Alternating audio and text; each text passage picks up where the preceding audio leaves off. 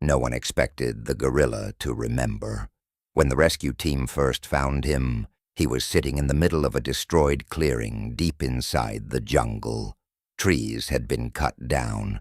The ground was muddy and torn apart by machines. The air smelled of fuel and smoke, and in the center of it all sat the gorilla. He was enormous. His black fur was matted with dirt, and a long scar ran across his shoulder. But what unsettled the rescuers most was not his size. It was his eyes. He wasn't roaring. He wasn't attacking. He was just watching, as if he had been waiting for someone. "Easy, easy," whispered Daniel, the lead rescuer, raising a hand slowly. Daniel had spent 15 years working with rescued animals. He had seen frightened tigers, traumatized elephants, even wounded bears.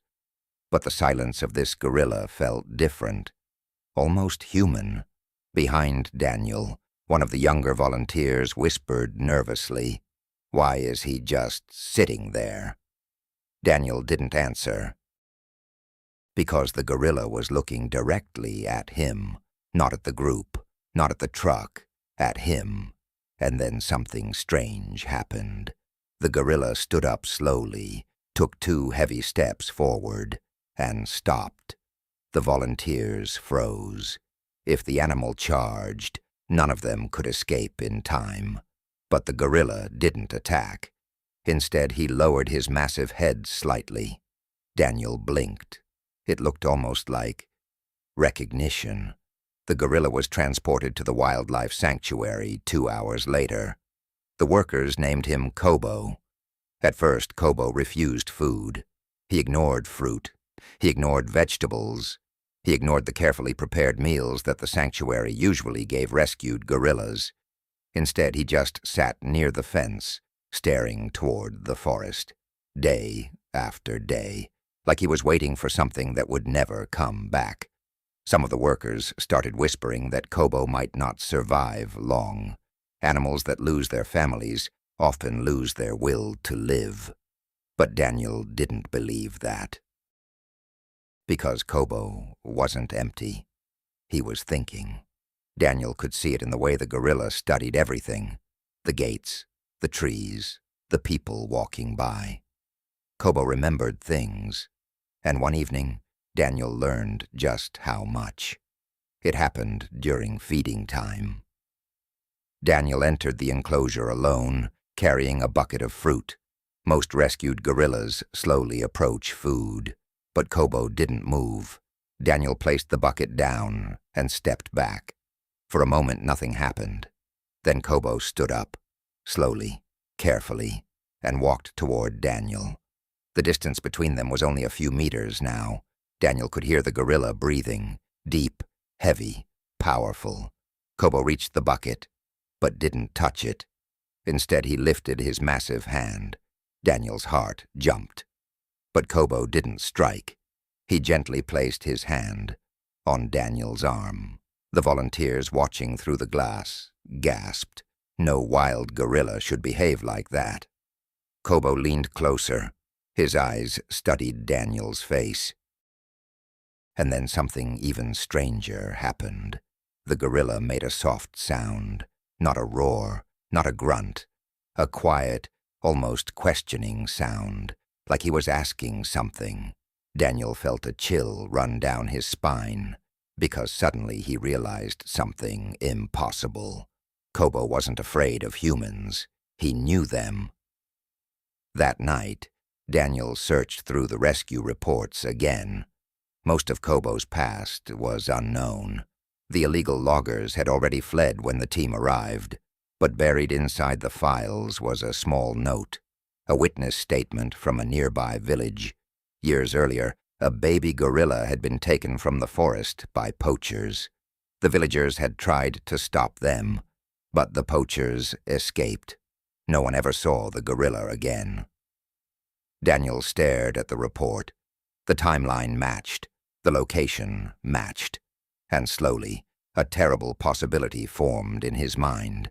What if Kobo had not grown up in the wild? What if he had grown up around humans? The next morning confirmed Daniel's fears. When Daniel entered the enclosure again, Kobo was waiting near the gate, watching.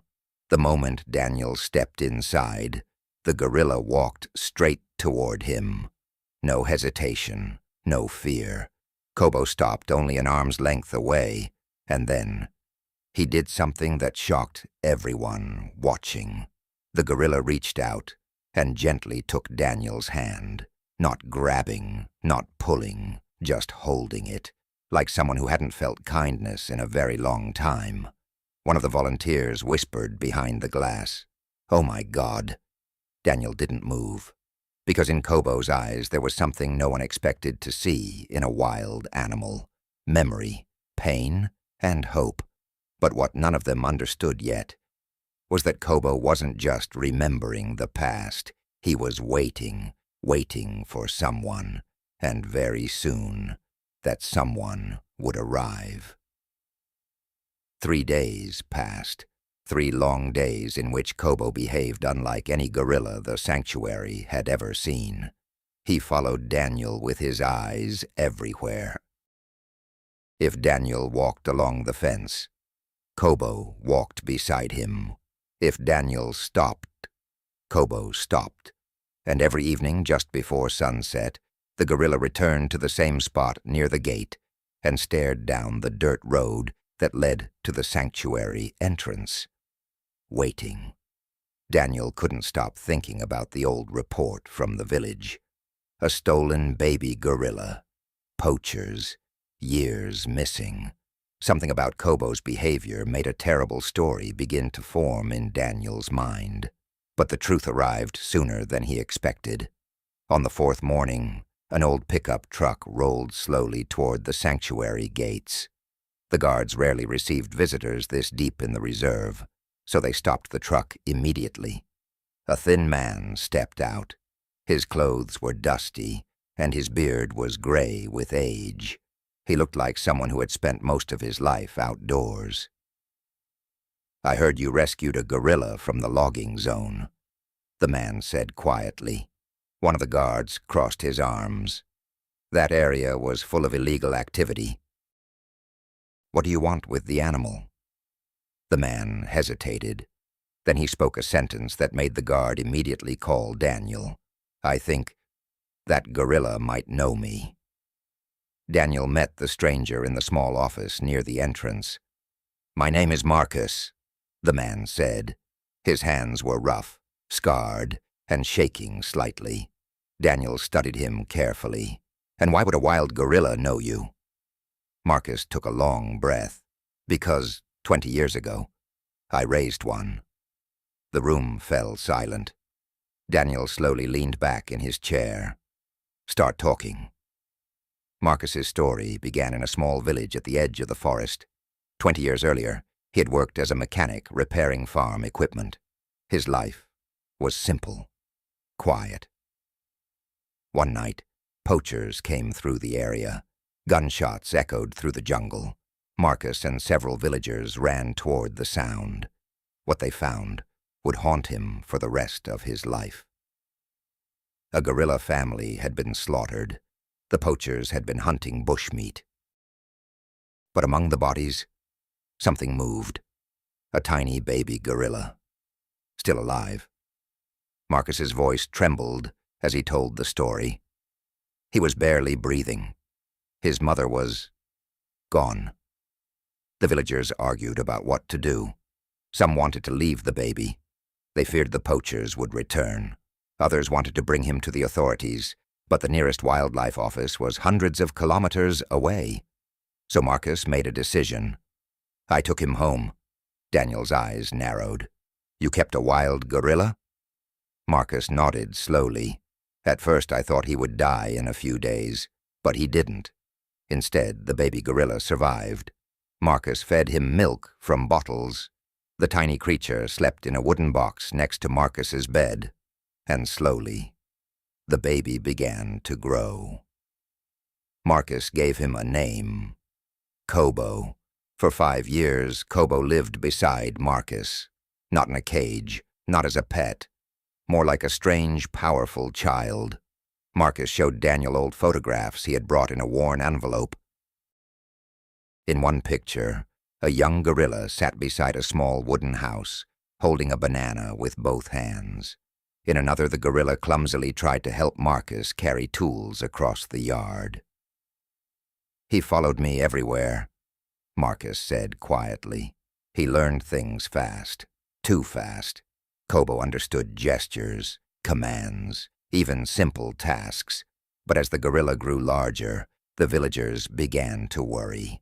A full-grown silverback could become incredibly strong, too strong. "They said I couldn't keep him anymore," Marcus explained, and they were right. Marcus knew Kobo belonged in the wild, so he did something that broke his heart. He brought the gorilla deep into the forest, and he let him go.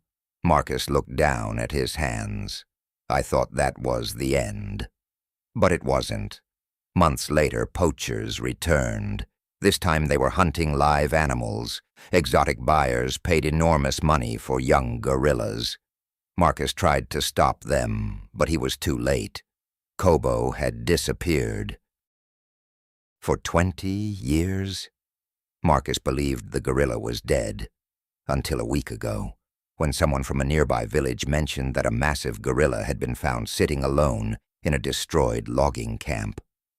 Marcus's voice dropped to a whisper. "If it's really him, he might remember me." Daniel stared at the photographs again. The baby gorilla in the images had the same scar above the eyebrow, the same deep eyes, the same calm posture. It was Kobo, there was no doubt. Daniel stood up slowly. "If what you're saying is true." He paused. "Then you're about to see something no one has ever seen before." The sanctuary workers gathered quietly near the enclosure. Marcus stood beside Daniel, gripping the fence nervously. "Are you ready?" Daniel asked. Marcus nodded.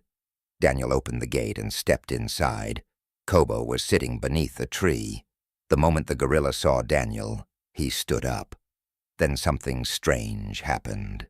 Kobo froze. His eyes moved past Daniel, toward the man standing behind the fence. Marcus. For a long moment, no one moved. The air felt heavy, like the entire forest was holding its breath. Marcus stepped forward slowly. "Kobo," he whispered. The gorilla didn't move. Then suddenly, Kobo took one step, then another, and another. The massive silverback stopped, only a few feet from the fence. His huge chest rose and fell slowly. Marcus placed his hand against the wire. "Kobo, it's me." The gorilla stared at him, studying his face, searching, remembering. The sanctuary workers watched in complete silence. And then the gorilla let out a deep, trembling sound. Not a roar, not a warning, something much softer, something broken. Kobo pressed both hands against the fence, right where Marcus's hand was, and for the first time in 20 years, the gorilla remembered his home. For a long moment, no one spoke. Marcus stood with his hand against the fence, his fingers trembling slightly. On the other side, Kobo pressed his massive palms against the wire exactly where Marcus's hand rested. 20 years. 20 years of separation, fear, and survival. And yet, somehow the gorilla remembered. The sanctuary workers watched in stunned silence. Some of them had spent their entire careers studying animals, but none of them had ever seen anything like this. Kobo leaned his forehead gently against the fence. Marcus felt his throat tighten. "I'm sorry, boy," he whispered. "I tried to find you." Kobo let out a low, vibrating rumble from deep in his chest. It wasn't aggressive. It sounded almost emotional. Daniel, standing a few meters away, felt goosebumps crawl up his arms. This wasn't just recognition. This was a reunion. Over the next few days, something incredible happened. Kobo changed. The silent, withdrawn gorilla who had refused food and ignored everyone suddenly became active again. He ate. He explored the enclosure. And every morning, he waited by the fence for Marcus. The old man visited daily. Sometimes he simply sat near the enclosure and talked quietly, telling stories like he used to years ago. About the village, about fixing tractors, about the little wooden house where Kobo once slept, in a box beside the bed. Kobo listened, not like an animal hearing noise, but like someone trying to understand. Sometimes he even made soft sounds back. Daniel observed everything carefully. He recorded the interactions, documenting behaviors that scientists would struggle to explain. Memory this deep, this long. It challenged everything people thought they knew about animals. But the biggest question still remained. What should happen to Kobo now? One evening, Daniel called Marcus into the office. "We need to talk," Daniel said. Marcus nodded slowly. He already knew what was coming. Daniel leaned forward. "Kobo can't leave the sanctuary." Marcus didn't argue. "I know. If he returns to the wild, he may not survive," Daniel continued. "He grew up around humans during critical years, and after what the poachers did, he's too vulnerable." Marcus stared at the floor. "I didn't come to take him away." Daniel studied the man carefully. "Then why did you come?" Marcus took a long breath, to make sure he wasn't alone.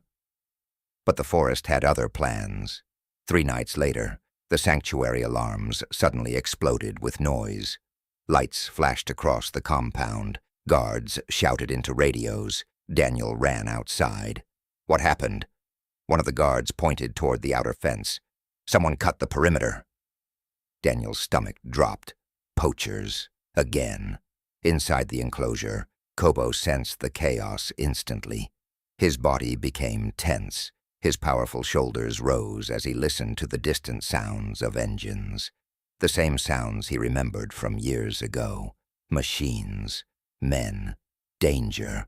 Kobo let out a deep warning roar that echoed across the sanctuary. It was the first time anyone there had heard him roar. Marcus, who had arrived early that morning, froze near the visitor area. The sound hit him like lightning. "Kobo," he whispered. The guards soon found the damaged section of the fence. A group of poachers had tried to break in. They were probably after exotic animals. Gorillas were worth a fortune on the black market. But something unexpected had stopped them. Huge broken branches lay scattered near the fence. The ground was torn up like a bulldozer had passed through, and large footprints covered the mud. Silverback footprints. The poachers had run.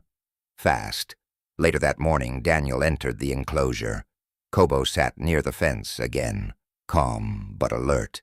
Daniel looked at the destroyed branches nearby. "You scared them away, didn't you?" he murmured. Kobo watched him silently. Then he looked toward the gate, where Marcus was standing, waiting. That afternoon, the sanctuary made a decision.